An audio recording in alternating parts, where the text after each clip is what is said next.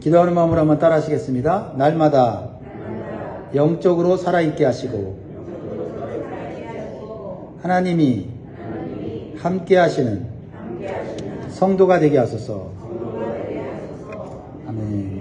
오늘 영광의 모든 성도들, 특별히 토요일 아침에 하나님 앞에 일주일의 삶 가운데 함께 하신 하나님을 감사하시고 영광 돌리시기 바랍니다. 세상의 사람들은 주로 육신에 관심이 있지만 우리 주님은, 우리를 사랑하시는 주님은 우리 영혼에 관심이 있습니다.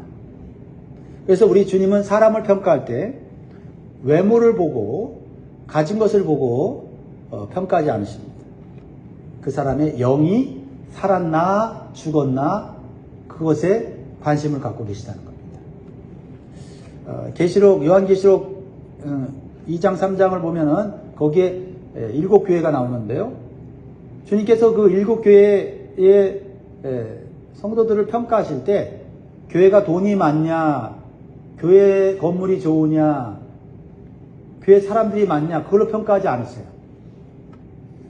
영이 살았나 죽었나 그걸로 평가하세요. 계시록 3장 1절에 보면 사대교회에게 보낸 편지에서 예수님이 이렇게 말씀하세요. 사대교회의 사자에게 편지하라.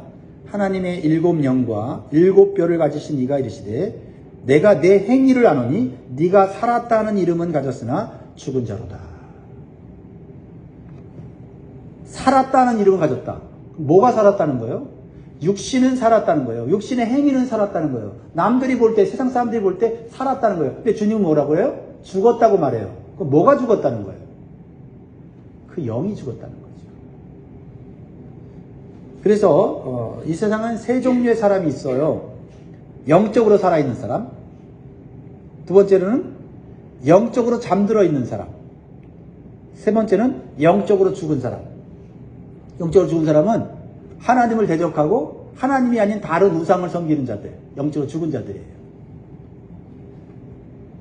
어제 말씀은 사무엘과 엘리 제사장의 영적 상태를 보여줘요. 영적으로 살아있는 사람의 모습과 영적으로 잠들어 있는 사람의 모습이죠. 영적으로 살아있는 사람은 누구예요? 어린 사무엘이었습니다. 성전과 하나님의 언약궤에 가까이 누웠다라고 그렇게 표현했어요. 영적인 등불 관리가 잘 되어 있는 사람. 그래서 하나님 말씀이 들리는 사람. 영적으로 살아있는 거예요. 여러분 하나님 말씀이 들리십니까? 감사하십시오. 여러분 영이 하나님과 연결되어 있기 때문에 들리는 거예요. 저절로 들리는 게 아닙니다. 안 들리는 사람은 안 들려요. 아무리 좋은 말씀도 안 들립니다. 그래서 말씀이 들리고 말씀이 나에게 위로가 되고 또 말씀이 내 양심에 찔림이 된다면 여러분 감사하셔야 돼요. 영이 아직 살아있는 거예요. 근데 영적으로 잠드는 사람의 모습을 엘리 제사장의 모습을 통해서 보게 되죠. 어떻게 표현되어 있어요? 그의 눈이 어두워졌다고 했어요. 나이 많아서 눈이 어두워진 게 아니라 영적으로 어두워진 거고 자기 처소에 누웠다고 했어요. 그렇죠? 자기 처소에. 사무엘은 성전 안에 누웠는데 제사장은 자기 처소에 누웠다라는 거죠. 영적인 등불 관리를 하지 못했어요. 그래서 말씀이 들리지 않아요. 말씀을 들었던 적이 있고 하나님과 영적인 관계가 좋았던 적이 있어요. 하지만 영적 관리를 하지 못하니 영적인 체험만 있고 지식만 있지 지금 영적인 능력이 사라졌다는 거죠. 그럴 수 있다는 사실을 우리에게 경각심으로 보여주는 거죠. 자, 그러면 영이 살아있는 사람의 모습은 어떤 모습이냐? 오늘 그것을 보여주고 있어요. 첫 번째는 성전 문을 열 수 있는 사람이에요. 성전 문을 열 수 있는 사람. 15절 같이 읽습니다. 같이 읽습니다. 시작. 사무엘이 아침까지 누웠다가 여호와의 집의 문을 열었으나 그 이상을 엘리에게 알게 하기를 두려워하더니. 사무엘이 누웠다가 아침에 일어나서 뭘 열었다고요? 자기 집 문이 아니고 여호와의 집의 문을 열었다고 했어요.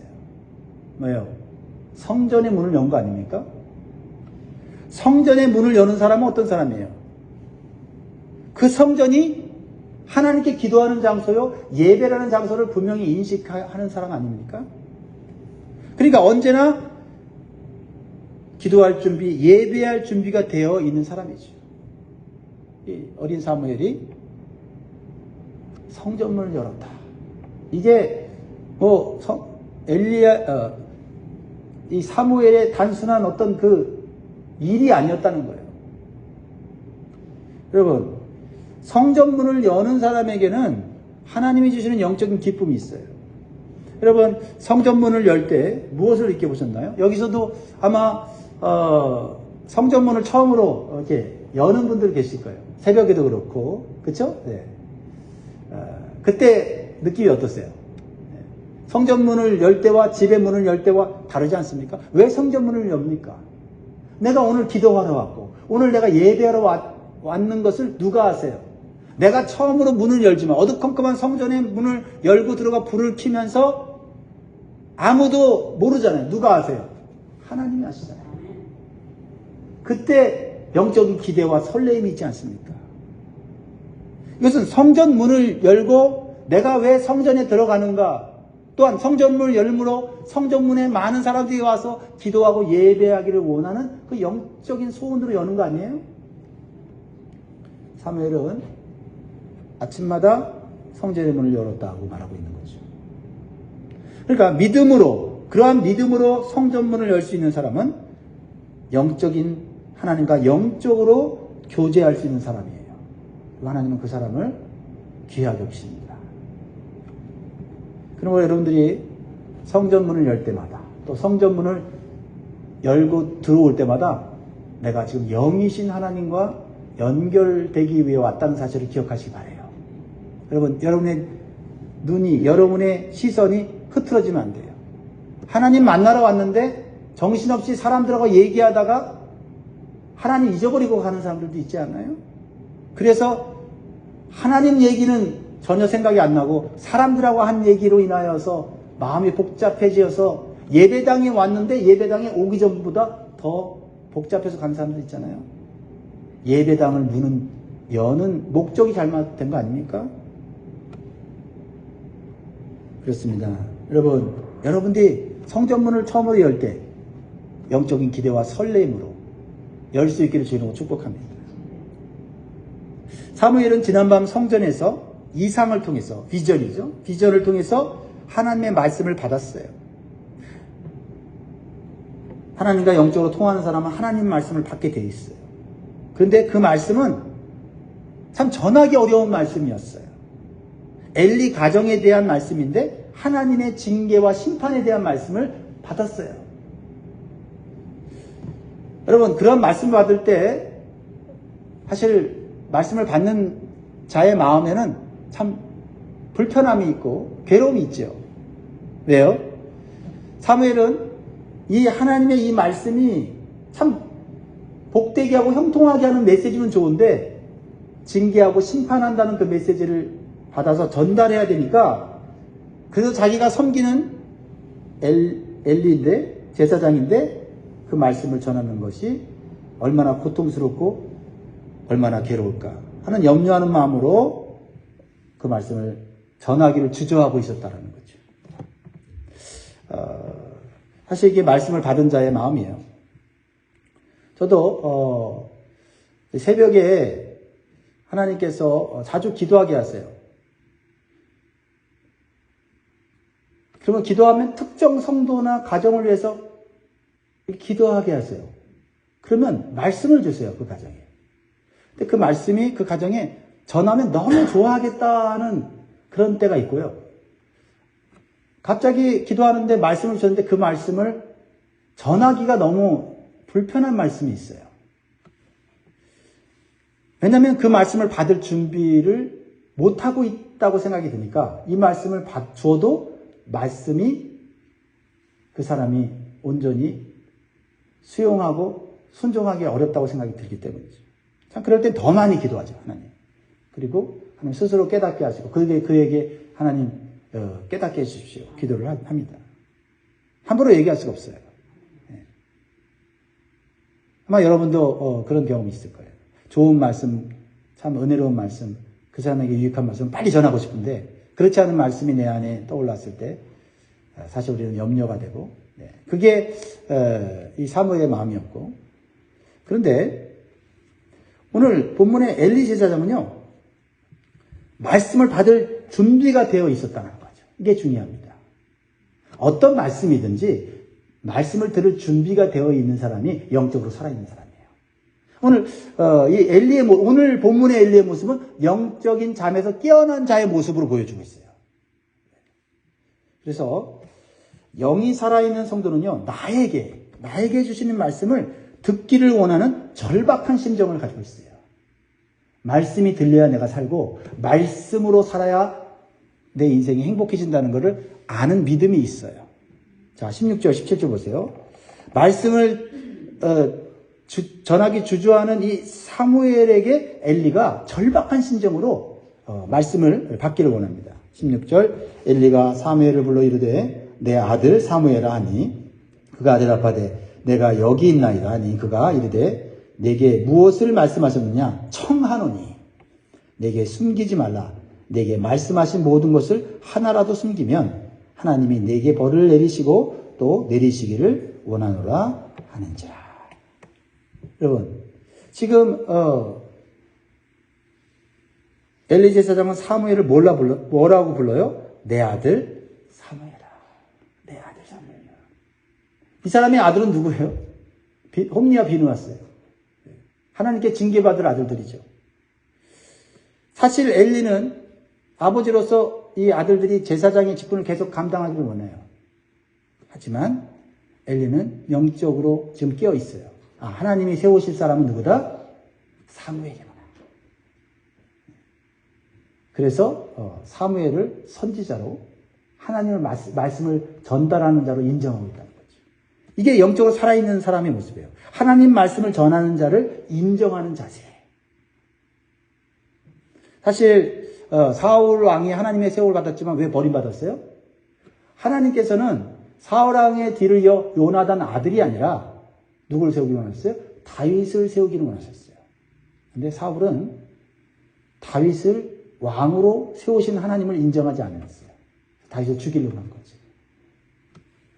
영적으로 잠들어 있는 그러한 사람의 모습이에요. 하나님이 어린아이를 세우든 누굴 세우든 하나님이 말씀을 전하는 자로 세우셨으면 그 말씀을 받아들일 수 있는 영적인 겸손함이 있어야 돼요. 엘리 제사장은 경험이 많았지만 하나님이 세우시는 종 어린 사무엘을 인정하고 그에게 청하노니 나에게 요만큼의 말씀도 숨기지 말고 나에게 전해달라고 말하고 있죠. 무엇을 볼 수 있어요? 영이 살아있는 성도는 그 말씀이 나에게 좋든 나쁘든 하나님의 주권을 인정하는 마음을 갖고 있다는 거죠.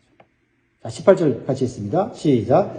사무엘이 그것을 그에게 자세히 말하고 조금도 숨기지 아니하니 그가 이르되 이는 여호와이시니 선하신 대로 하실 것이니라 아니라. 난 이 말씀 읽고 깜짝 놀랐어요. 엘리 제사장의 신앙 안에 이렇게 성숙한 신앙이 있었나?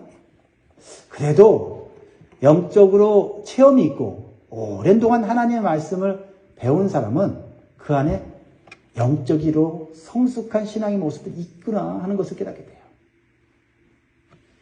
뭐예요? 뭐라고 하는 거예요?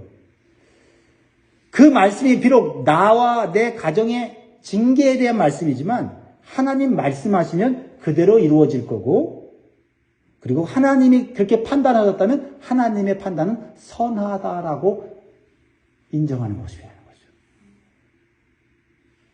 거죠. 여기서 그러니까 이 엘리의 모습을 보면서 그래 이 모습이 진짜 엘리의 모습이지 라고 응원하고 싶어요. 근데 여기서 한 걸음 더 나가야 되죠. 하나님의 징계를 받아들이고 옷을 찢고 마음을 찢고 머리에 죄를 뒤집어 쓰고 엎드려 회개하면서 하나님 나 심판받아 마땅합니다. 그러나 하나님 나에게 긍휼을 베풀어 주세요. 이런 기도가 있어야 되겠죠. 그러나 지금 이 상태에서 볼 때는 하나님의 판단이 나를 징계하는 것은 내가 하나님 앞에 옳지 않기 때문에 징계하는 거니 하나님 제가 받아들이겠습니다. 라고 매우 성숙한 신자의 모습이 나타나고 있다는 거죠. 이 모습이 누구에게 나타나냐면 하나님의 마음에 합한 다윗에게 나타나죠. 다윗이 하나님 은혜로 왕이 되었어요. 그러나 다윗이 지은 죄로 인하여서 아들 압살롬이 아버지를 대적하여서 왕 위에 오르고 아버지 다윗을 쫓아냅니다. 그래서 초라하게 도망길을, 피난길을 가는 다윗, 그리고 그것을 슬퍼하는 충성스러운 신하들. 그랬을 때 예루살렘 성전에 있던 제사장이 법궤를, 하나님 언약궤를 메고 와요. 다윗을 쫓아갑니다. 다윗이 돌려보내요. 돌려보내면서 이렇게 얘기를 합니다. 사무엘하 15장 26절에 그가 이와 같이 말씀하시기를 내가 너를 기뻐하지 아니한다 하시면 종이 여기 있사오니 선이 여기시는 대로 내게 행하시옵소서 하리라. 하나님의 언약궤는 성전이 있어야 되고, 그래서 하나님께서 내가 잘못해서 지금 아들을 통해서 징계하고 계시면 그것이 하나님이 기뻐하시는 뜻이면 나는 그대로 인정하고 그것이 옳다라고 인정한다. 하나님이 나를 불쌍히 여기시면 나를 다시 하나님의 언약궤가 있는 성전으로 돌려보내실 것이다 라고 생각했다는 거예요. 하나님이 내 죄로 심판하시면 하나님의 판단은 선하고 옳다라고 하는 이 성숙한 신앙의 모습을 보게 되죠. 또 이 신앙은 또 어디에서 보이냐면요, 사무엘상 1장에 보면 엘가나가 부인 한나가 아들을 낳고 그 아들을 하나님께 바친다고 했을 때 사실 반대할 수 있잖아요. 아니, 하나님이 주신 아들을 왜 나실인으로 왜 성전에 갖다 바치냐, 이렇게 반대할 수 있는데 엘가나는 모든 과정을 봤잖아요. 엘가나는 한나에게 하나님이 오르신 대로 하기를 바란다. 하나님께서 옳다고 하시는 대로 하기를 바란다. 그러니까 내게 좋으냐 안 좋으냐의 수준은 신앙이 사실은 낮은 수준이에요. 대부분의 사람들이 그렇죠.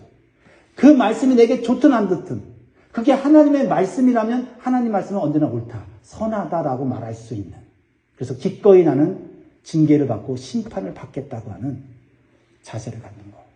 거기까지 가면 하나님의 긍휼을 받을 수 있는 거죠. 이 말씀을 이 아침에 나오신 여러분들은 충분히 이해도 될 뿐만 아니라 그런 자세를 갖고 있다고 생각합니다. 그래서 하나님의 뜻이 제사장 엘리에게서 사무엘에게 옮겨지는 것을 그대로 받아들이는 것을 보게 되죠. 자, 이제 크게 두 번째로 우리에게 주시는 교훈은 영적으로 살아있는 사람은 하나님이 함께 하시는 사람이 돼요. 자, 이 19절 보겠습니다. 19절. 사무엘이 자라매 여호와께서 그와 함께 계셔서 그의 말이 하나도 땅에 떨어지지 않게 하시니. 여러분, 하나님이 함께 계시니까 사무엘의 말이 하나도 땅에 떨어지지 않았다. 그러니까 내 말이 떨어지지 않고 내 말에 권위가 있으려면 누가 함께 하셔야 돼요? 하나님이 함께 하셔야 돼요. 내가 권위를 세우려고 하면 잠시는 세울 수 있지만 결국 실패하게 돼요. 그러나 하나님이 함께 하시면 그 말과 권세가 하나님의 의에 나온 것이기에 힘이 있고 그것이 다 성취된다는 거죠. 그러면 하나님이 함께하는 사람이 되려면 어떻게 되냐? 그 19절 맨 앞에를 보세요. 아주 중요한 단어가 있습니다. 사무엘이 자라매. 여러분, 사무엘이 엘리 제사장에 대한 그 가정에 대한 하나님 말씀을 받았어요. 엘리 제사장에게 그 말씀을 전했어요. 그러나 아직은 사무엘은 어렸다는 거예요. 여러분, 우리가 한 번 말씀 받고 한 번 영적 체험했다고 해서 교만해지면 안 됩니다. 자라나야 돼요. 성숙하게 자라나야 돼요. 그래서 앞에 말씀을 쭉 다시 한번 보니까 사무엘이 하나님 앞에서 자라났고 그 다음에 두 번째 단계가 하나님과 사람에게 사랑받는 자가 되었다고 말했고요. 그러므로 하나님이 사용하시는 선지자가 된 것을 보게 돼요. 하나님께서 자라게 하셔서 하나님께서 그에게 말씀을 주시고 영적 권위를 줄 때 그때 우리의 사역은 열매를 맺게 되는 거예요. 하나님이 함께 하시는 사람에게 주시는 게 뭐예요? 위로, 보호, 인도, 기도 응답이고요. 가장 중요한 건 뭐예요? 하나님의 사명과 사역을 위해서 하나님께서 함께 해주신다는 거죠. 그러므로 여러분들이 하나님이 함께 하시는 사람이 되는 것은 자라나야 돼요. 물론 우리는 항상 하나님 함께 계시죠. 그러나 이 함께 계심의 수준이 다르다는 거예요. 그 깊이가 달라요. 그저 하나님께 위로받기 위해서 하나님을 믿는 것과 하나님의 사명과 사역을 감당하기 위해서 믿는 것과 하나님이 나와 함께 하시는 강도가 다르다는 거예요. 하나님이 함께 하시는 사람이 되고 하나님의 사명을 감당하는 사람이 되면 그 말이 하나도 땅에 떨어지지 않게 하신다. 왜요? 그 말이 하나님이 주신 말씀이기 때문에 그래요. 하나님 말씀이 성취되기 때문에 그렇다는 거죠. 그래서 하나님 말씀이 올바로 주어지는 자가 하나님의 선지자로 인정받고 세워짐을 받는 거예요. 거짓 선지자는 누구예요? 거짓 선지자? 말만 화려한 사람이죠. 말만 사람들에게 그럴듯하게 전하는 사람이죠. 그러나 중요한 건 뭐예요? 그 말한 것이 성취가 되지 않는 거예요. 왜요? 인간적인 생각을 전하기 때문이죠. 그래서 신명기 18장 22절에 이렇게 말씀하고 있어요. 만일 선지자가 있어 여호와의 이름으로 말한 일에 증언도 없고 성취함도 없으면 이는 여호와께서 말씀하신 것이 아니요 그 선지자가 제 마음대로 한 말이니 너는 그를 두려워할지 말지니라. 여러분 선지자들의 말이라고 해서 다 믿으면 안 된다는 거예요. 증언이 있어야 되고 성취함이 있어야 된다는 거죠. 그래서 오늘날에는 특히 이제 세기말이 되면 엄청난 선지자들이 예언을 쏟아냅니다. 근데 쏟아내는 그 말이 너무 그럴듯해요. 그런데 성취함도 없고 증언도 없으면 거짓 선지자예요. 처음에는 하나님의 말씀을 받아들여서 올바로 말씀을 예언할 수 있어요. 그러나 영적 관리가 되지 않으면 자신의 생각을 집어넣어서 사람들의 마음을 두렵게 하려고 인기에 영합해서 하나님 말씀을 잘못 전하면 그 사람은 거짓 선지자가 되는 거예요. 그러므로 우리가 하나님이 함께하는 사람이 되려면 항상 우리의 영적 관리를 충실하게 해야 될 줄 믿습니다. 하나님께서 함께 하시는 사람은 사람들에게 인정받는 사역자가 되게 하세요. 20절 보면 단에서부터 부엘세바까지의 온 이스라엘이 사무엘은 여호와의 선지자로 세우심을 입은 줄을 알았더라. 하나님께 인정받은 자는 사람들에게도 인정받는 자가 된다. 마지막으로 한 가지 보면 하나님이 함께 하시는 사람은 말씀을 계속해서 공급해 주세요. 여러분 사역자에게 말씀이 계속 공급되지 않으면 그저 과거의 경험으로 할 수 있어요. 그게 어느 정도 유지가 됩니다. 시간이 흐르면 하나님 말씀이 공급되지 않으면 말씀의 역사도 사역의 열매도 나타나지 않아요. 그게 사역자에게 가장 두려운 일이에요. 21절 말씀 있습니다. 시작. 여호와께서 실로에서 다시 나타나시되 여호와께서 실로에서 여호와의 말씀으로 사무엘에게 자기를 나타내시니라. 실로는 그 당시 성막이 있었던 성전이 있었던 장소예요. 성전을 통하여 말씀을 하나님이 주신다는 거죠. 그러므로 우리는 계속해서 말씀을 공급받아야 돼요. 어제 받은 말씀, 왕년에 받은 말씀, 그거 가지고 우리가 사는 게 아니에요. 오늘도 실로에서 성전에서 주시는 새로운 말씀, 영적인 말씀으로 우리는 공급받고 우리에게 주신 사명, 우리에게 주신 인생을 살아가야 될 줄 믿습니다. 오늘 기도 제목 기억합니다. 날마다 영적으로 살아있게 하시고 하나님이 함께 하시는 성도가 되게 하소서. 기도하겠습니다.